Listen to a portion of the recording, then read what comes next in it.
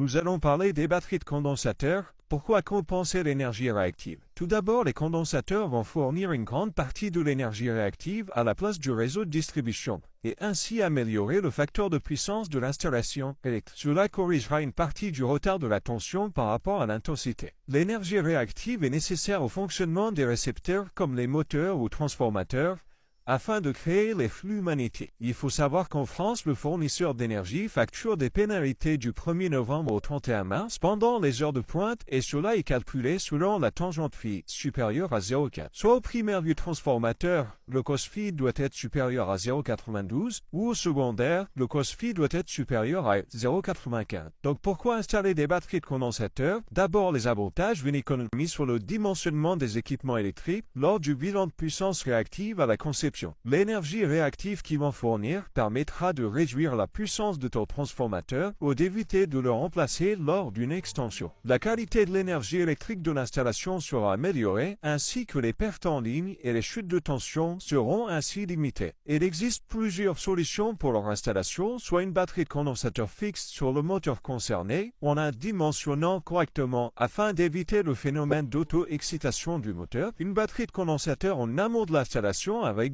automatique fonctionnant en gradin commandé par des contacteurs, ou les deux à la fois pour les grandes installations électriques. Et l'inconvénient des condensateurs est le phénomène de résonance en portion dans un réseau électrique pollué par les harmoniques. Si le taux de distorsion harmonique THD dépasse 15%, il faut installer des selfs anti-harmoniques afin d'y remédier.